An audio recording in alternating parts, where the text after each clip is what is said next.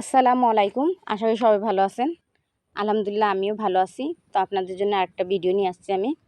তো আজকে আমার এই যে যা রান্নবো সেসব উপকরণ আমার সামনে রাখা রয়েছে। তো আমি মাছ দিয়ে আলু দিয়ে রান্না করব, উস্তার কোপ্তা বানাবো, বেগুন দিয়ে মাছ দিয়ে রান্না করব। তো এই যে আমি সব কুটাকাটি করে নিছি, কুইটে সব গুছায় রাইখে দিছি। আগে সবজিগুলি সব কমপ্লিট করে কুইটে রাইখে দিচ্ছি, পরে মাছ কুটবো আমি গিয়ে। তো আগে এই সব কুইটে রাইখে দিচ্ছি, বিছিয়ে যে ফেলে দিচ্ছি আমি, কেন কোপ্তা যখন এতে পুট ভরবো তো বিচি থাকলে ভালো লাগবে না। তো আমার সব কমপ্লিট করে আমি চলে আইছি মাছের কাছে। তো আমি ডুমুর পাতাও নিয়ে আসছি 2-3টা। ডুমুর পাতা দিয়ে আমি এই বোয়াল মাছ সুন্দর করে ডইলে পরিষ্কার করে নেব। ডুমুর পাতা দিয়ে এই বোয়াল মাছ ডললে হবে কি একদম সাদা ফ্রেশ হয়ে যাবে, তাইলে দেখতেও ভালো দেখা যাবে। তো এই যে একদম কালা আমি এই যে ডইলে নিচ্ছি, দেখেন একদম সাদা হয়ে যাচ্ছে। আর উপরের যে শ্যালা বলে বা শ্যাদলা বলে ওই জিনিসটা ওই ডুমুর পাতা দিয়ে ডললে গেলে একদম পরিষ্কার পরিচ্ছন্ন হয়ে যাবে। তারপরে আমি মাছটা করবো। তো আগে এটা পরিষ্কার হয়ে যাক। ডুমুর পাতাতে ভালো করে ডইলে নিছি। দাঁত যা ধারালু দাঁত, বোয়াল মাছের গাল বলছে কেন, অনেক বড় করে। কিন্তু যাই হোক কাঁটা এদের নাই, কাঁটা নরমই হয়, কুটতে সুবিধা আছে।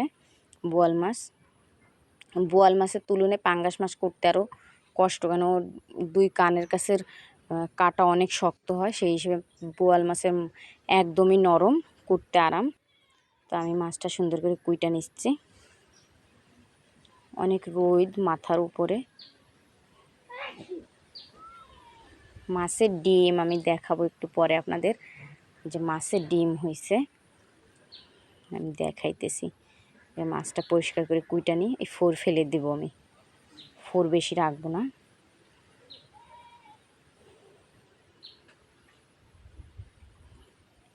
এই দেখেন ডিম, দেখেন কত সুন্দর ডিম দেখা যাইতেছে। আমি এই প্রথম বোয়াল মাছের ডিম পাইছি বোয়াল মাছের পেটে, আর আগেও বোয়াল মাছ করছি, কখনোই পাইনি। তো এই যে বোয়াল মাছের ডিম আমি রেখে দিছি, এক এক করে আমি সব মাছ কুটে নিচ্ছি। তো সব মাছ কুটা হয়ে গেলে আমি ধুয়ে নেব। আমার মেয়ে বক বক বক করতেছে, আমি ভয় দেখাইতেছি, আমি তোরে কিন্তু এরকম করে কামড়াবে। আমার মেয়ে ভয়তে বলতেছে ও। তাই আমার মাছ সব কুটা হয়ে গেছে। আমি মাথাটা ছোটো ছোটো খণ্ড করে ফেলছি, কেন মাথা দিয়ে আমি বাগুন তরকারি করব। এই যে আমার সম্পূর্ণ গুছানো হয়ে গেছে। তো আমি সর্বপ্রথম আলুর পুরটা বানাবো, আর এই যে হলুদ নুন মাখাই নিছি মাথার অংশ, ওইটা আমি নুনাশ করব। নুনাশ করে বেগুনের তরকারি দিয়ে রান্না করব। তো আমি আগে পুর বানাই নেব আলুর, করলার জন্য যে করলার কোপ্তা বানাবো হেরপিন আমি আগে সুন্দর করে বানাই নি, পুরটা তৈরি করে নিব। এর পাশে নুনাশ হচ্ছে আমার মাছের মাথা। আপনারা চাইলে এই পুটের ভিতরে সিম, বটবডি বা মটর এইসবও অ্যাড করে দিতে পারতেছেন, বা ক্যাপসিকাম যদি থাকে সেটাও অ্যাড করে দিতে পারতেছেন, টমেটো, ধনিয়া পাতা এই সব দিয়ে আপনি সুন্দর করে একটা পুট বা ফুলকপি হোক এ দিয়ে আপনি সুন্দর করে পুট বানায় নেবেন। বানায় তারপরে কিন্তু করলার সুন্দর করে ভইরা আপনি ই করতে পারবেন।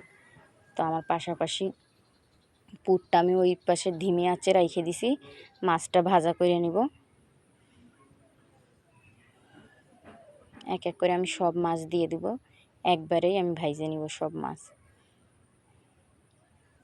আর বোয়াল মাছ কিন্তু অনেকই ফোটে, বেশিরভাগই আমি কষায় রান্না করি, মাঝে সাঝেই ভাইজে রান্না করা হয়। যখন বাচ্চারা বলে যে আমি আজকে ভাইজে রান্না করো, তো আজকে আলু দিয়ে রান্না করব, এই জন্য আমি কিন্তু ভাইজে নিচ্ছি।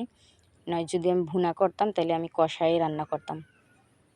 মাছ উল্টাই দিচ্ছি, আমার মাছ এই যে ভাজা হয়ে গেছে। দু একটা মাছ ফুটে উঠতেছে, ভয় লাগে, কেন ফোটে জানি না। এদের কোনো সমস্যা আছে এই পাঙ্গাস মাছের, বোয়াল মাছের, যারা ফোটে অনেক। মাছ ভাজা হয়ে গেছে। এই যে আমার আলুর পুরটাও কমপ্লিট, এতে টমেটো দিছি, আমি ধনিয়া পাতা দিছি। এই যে আমি বেগুন তরকারিটা চড়াই দিব, তার জন্য আমি দিয়ে দিছি জিরা, ধনিয়া, শুকনা লঙ্কা, আদা বাটা, রসুন বাটা সব আমি এতে দিয়ে দিচ্ছি। দিয়ে সুন্দর করে আগে এটা আমি কষায় নেব। সরিষা বাটাও দিয়ে দিছি, কেন আমার কাছে বাগুন তরকারিতে সরিষা বাটা ভালো লাগে।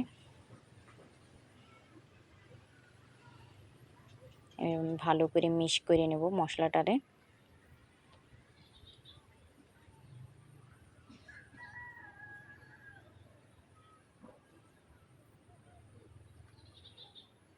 একটু হলুদ দিয়ে দেবো, একটু লবণ দিয়ে দেবো সেই সাথে আমি।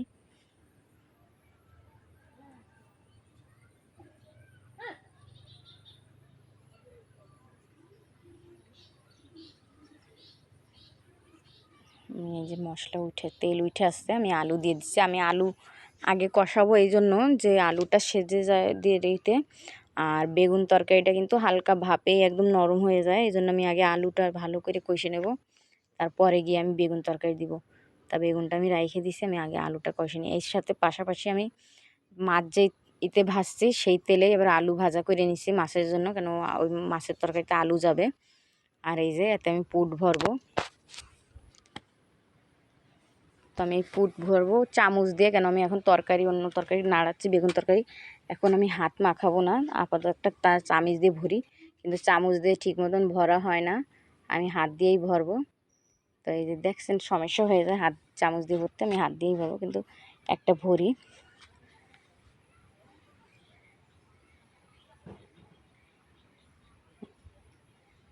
এই সুন্দর করে ভরে নিচ্ছে পুট, কিন্তু এখনও কিন্তু এতে বাকি ভরা হয় নাই, আরও যাবে এতে পুট। রাইখে দিই আমি। আমার আলু ভাজা হয়ে গেছে, আর সাথে সাথে তরকারি কষানো হয়েছে আলুর। এবার এর ভিতরে আমি বেগুন দিয়ে দেবো।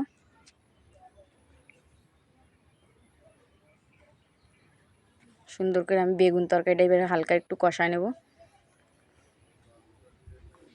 ভালো করে কষায় নিই।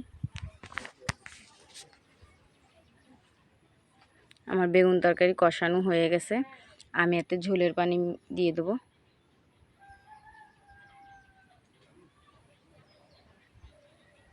বাস, পাশাপাশি আমি যখন ঝোল দিয়ে দিছি তরকারিতে, তারপর ঢাইকে দিয়ে আমি এই যে সুন্দর করে এতে পুরটা ভরে দিছি, আর আমি এবারে এটারে ফ্রাই করে নিব। ধিমি আঁচে ফ্রাই করতে হবে, তাহলে করলাটা একদম সিদ্ধ হয়ে নরম হবে না, একটা সুন্দর মানে কামড় দিয়ে খাওয়া যাচ্ছে এমন হবে। আর এটারে সুতো দিয়ে পেঁচাই দিলে বেশি ভালো হইতো, কিন্তু আমি সুতো পেঁচাই নাই, যে অল্প থাক সমস্যা নাই। আর এই যে আমি যে মাথা রাখছিলাম নুনাস করে, সেই মাথার অংশ দিয়ে দিছি আমি সবজির ভিতরে। মাথা লেজ দিয়ে আমি এই বেগুন তরকারি আলু দিয়ে একটা সবজি করে নিচ্ছি।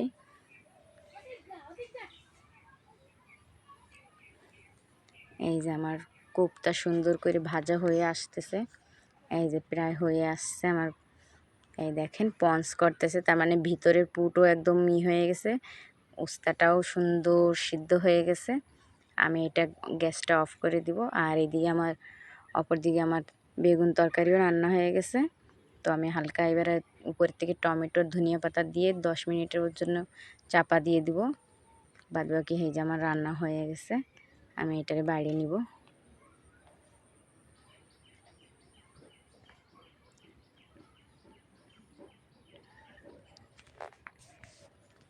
এই দোনোটা হয়ে গেছে, আর শুধু মাছের তরকারি বাকি আছে। তাই এই যে মাছ তো ভাজা রয়েছে, আলুও ভাজা রয়েছে, এখন আমি মশলাটা ভুনা চড়াই দিব। আমি সরিষা বাদে বাকি সব মশলা, যেমন জিরা, আদা, রসুন, পেঁয়াজ সব মশলা দিয়ে দেবো। এতে গরম মশলাও দিছি আমি, কেন বোয়াল মাছে আমি গরম মশলা দিই অনেক সময়। তো আমি এবার মশলাটা ভালো করে আমি আগে ভুনে নিব।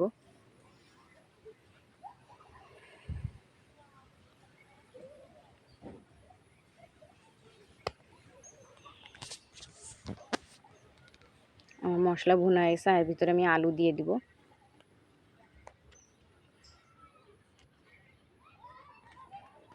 আলুটার আমি সুন্দর করে কষায় নিব আগে।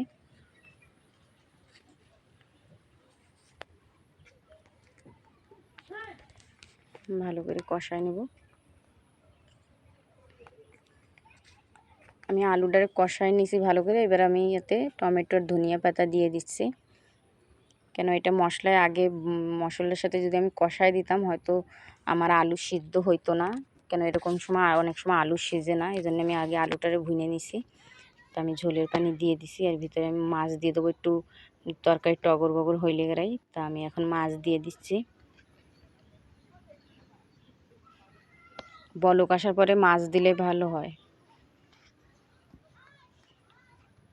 তো আমি সম্পূর্ণ মাছ দিয়ে দিছি। তো আমার রান্নাও প্রায় কাঁচায় আসতেছে, শুধু এই সবজিটা হইলেই মাছের আমার হয়ে যায় রান্না।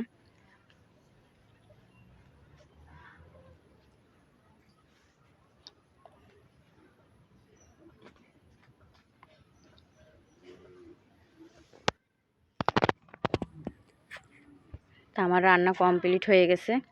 তো আমি এই রান্নাটা হয়ে গেছে, আমি নামাই নেব, ঘরে নিয়ে সবাই খাওয়ার জন্য গুছগাছ করে দেবো। তার মাঝে আমি গোসলটা করে আসবো, আসলেই সবাই খাইতে দেবো। তো আমার এই ভিডিওটি আপনাদের যদি ভালো লাগে তো আপনারা অবশ্যই সাবস্ক্রাইব করবেন, লাইক করবেন, কমেন্ট করবেন, শেয়ার